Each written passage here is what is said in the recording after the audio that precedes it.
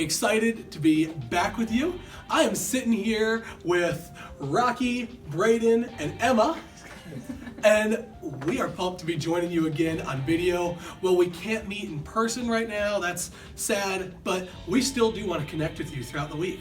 So we're going to be having some video messages. We're going to have a little bit of conversation here because even though we're not meeting in person, we want you to keep growing in your discipleship of Jesus.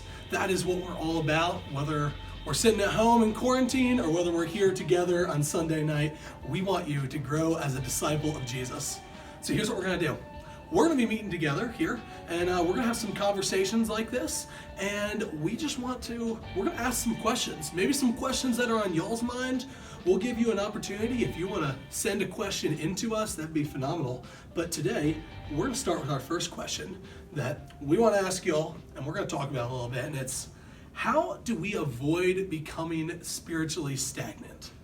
Now, I think this is a really good thing to talk about right now, because a lot of times for me, when I kind of break my rhythm, I kind of break my routine, it can be easy to kind of, I'm not coming to youth night, I'm not checking in with my small group. It's easy to fall out of my spiritual rhythm. And I know maybe for y'all, going to college, kind of breaking away from your routine, maybe that was something that you fell into. So let's just kind of get on the same page. What do we mean when we're talking about spiritual stagnation? So what does that mean? I'm going to hand that to you first, Rocky. Stagnation literally just means lack of activity, growth, or development. It's a lack of those things. So there's no motion, there's no movement, there's no progress. We often use this imagery in our youth ministry. Maybe you guys have heard us talk about it. You've done a green, yellow, red conversation, and that really is just a cheesy way for us to think.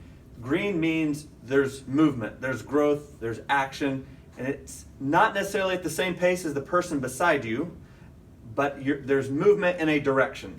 It's not an arrival at a place. Yellow, however, means you're kind of stalled. Maybe not at a traffic light, but you come to a slowdown, you're coming to a stop. It's just you're stalled, you're not moving. Red would actually, in this instance, mean you're actually going in an opposite direction. If you're not growing, you're doing whatever the opposite of growing is. Dying, unhealthy, it's not healthy. And so green, yellow, red. And I think that's helpful for us to consider at any point, where are you? Are you green? Are you moving? Are you yellow? Are you kind of stalled? Or stagnant is the word we're using today. Are you red? I'm in a really unhealthy place. I need help. Okay, that's good. Braden, Emma, what would y'all add to this? I would say for me, being stagnant, it's kind of the analogy that you're sleeping. Maybe you can be awake, but you're not really noticing what's around you. You're not living, you're just kind of existing. You're in a state of discomfort, tension, or maybe it could be comfortable for you, but you're just not really progressing any further in your relationship with Christ. If anything, you'd be moving backwards. Yeah, I mean, just agreeing with that. You're not growing, but you're also not falling back. You're in this sort of faith limbo. You're just kind of stuck in it. It doesn't feel good, but it's not as bad as falling back in your faith. Yeah, that's good. That's good. And I mean, I find it might even takes a little bit of self-awareness to realize that you're at that spot. We'd say yellow, you're spiritually stagnant. You got to really kind of reflect, where am I at right now? Am I really growing? So my next question for you is, why is that a big deal? Why do we even care if we are spiritually stagnant? And I'll hand that to y'all first. I'd say if we're trying to be like Jesus and we read what Jesus was doing in the Bible, he was doing everything that was super uncomfortable. He was turning lives upside down, and to me that sounds nothing like stagnation. That sounds like the complete opposite. So I think if we're really trying to live like Christ, stagnation is not helping us out. It's doing a lot of harm. So I think that's why we should avoid it, to really be like Jesus. That's awesome. So for me, just when I find that I grow the most in my faith is when I'm connecting with other people, just growing my relationships with them and just being able to show them love. Just doing that helps me not feel stagnant in my faith. So just focusing on others and building those relationships, and making sure that I'm loving on people, just helps me avoid that stagnation. And So let me address that. One of the problems is during this time when we are having to be separated from one another is it is very challenging to connect with one another. we usually are able to do that. When we come together in a youth room setting or an environment we're creating, we're able to hang out with one another, and we just, by being in the same room, are encouraging each other in small group conversations. And right now, we do not have the benefit of that, at least at a large scale. Small groups, just your family. That's the reality right now, is we're being respectful to keep this virus from spreading. That's our current reality. So what we're wrestling with is, how do you avoid spiritual stagnation when you can't be around all these people? And so a verse that has been helpful for me to be reminded of is what Jesus said in John 15. Remain in me, and I will remain in you. For a branch cannot produce fruit if it is severed from the vine. You cannot be fruitful unless you remain in me. And so I think for right now, to stay green, to not get yellow, and certainly not red, to stay is to stay connected to the vine. While we can't be connected to everyone else, we must be connected to the vine that is Jesus. And so finding ways to stay connected to him, grow our faith in him, we can do that in isolation. People in prisons who are isolated do that. People who are on a deathbed because of some disease are able to do that. People can do that whether they're around others or not. So I think that is the challenge right now. We'll get to the how in just a minute, but that is the challenge, is how do we grow spiritually? How do we stay connected to the vine, which is green? Because he says in another part, he's a lot more direct. He actually says, if you aren't growing, you are dying. If you're separated from the vine, you're dead. You're worthless. You're just a stick laying on the ground. There's no life, no fruit coming from that. And so, all right, that's my preaching part. But growth happens when we abide in Jesus. And so we can still bear fruit while we're in quarantine. We can still be growing in our discipleship and bear fruit somehow, even while we're in quarantine.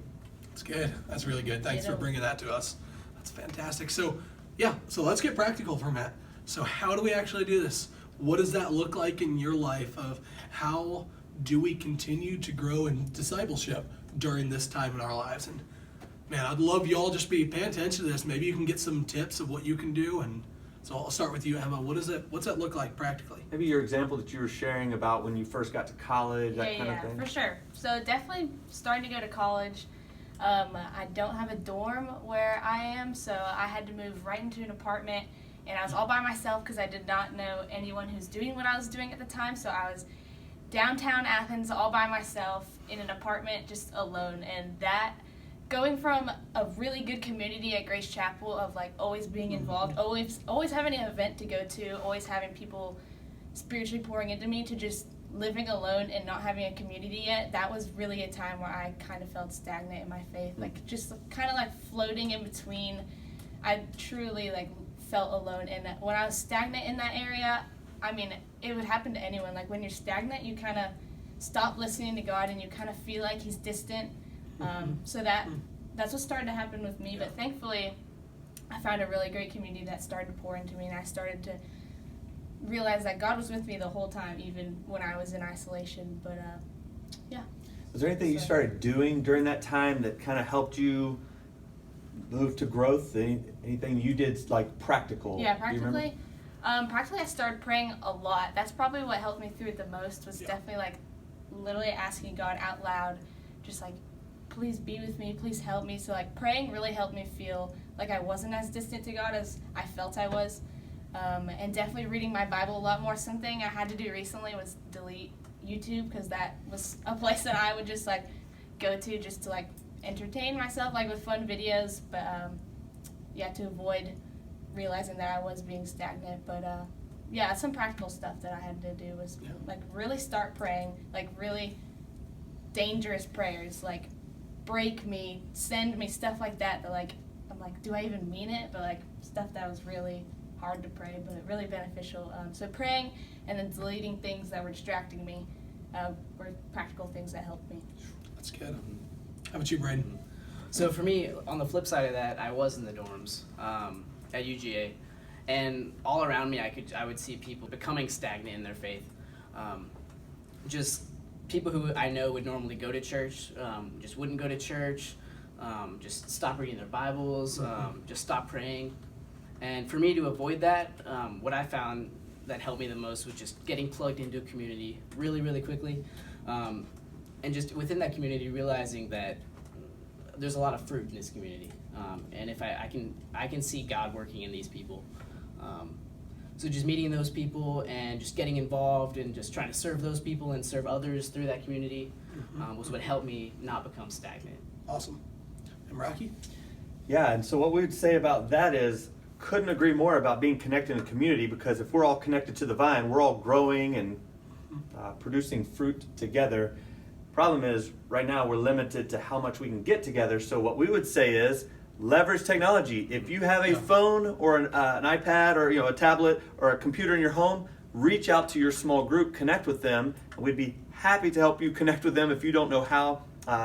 So that is one of the best things we can suggest you do right now. Have conversations within your family. That is a little community that God has given us to enjoy one another, to grow in our discipleship, that moms and dads, grandparents, siblings are actually talking to one another, walking around the neighborhood talking to neighbors. And so growing our community during this time could be a really surprise benefit of what we're experiencing right now. I want to make just one more thing.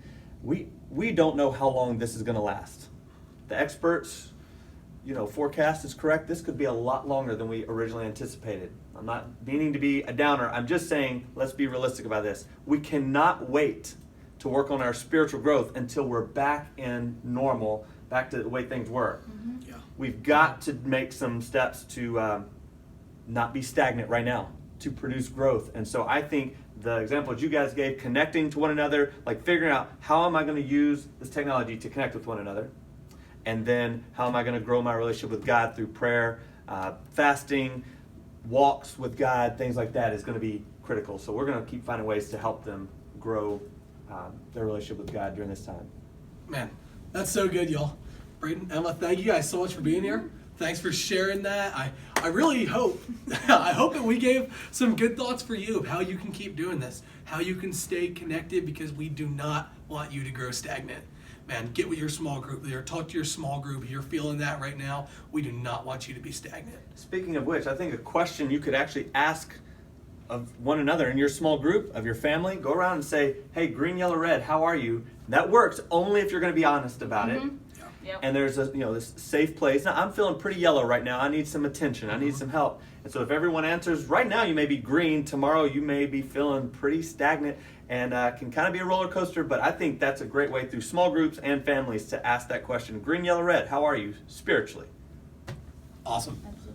Awesome, guys. Hey, so if you have any questions for us, something that you're wrestling with in your faith right now, that you're confused about, you don't know how to grow, if you've got a question you'd like us to address, please send that to us.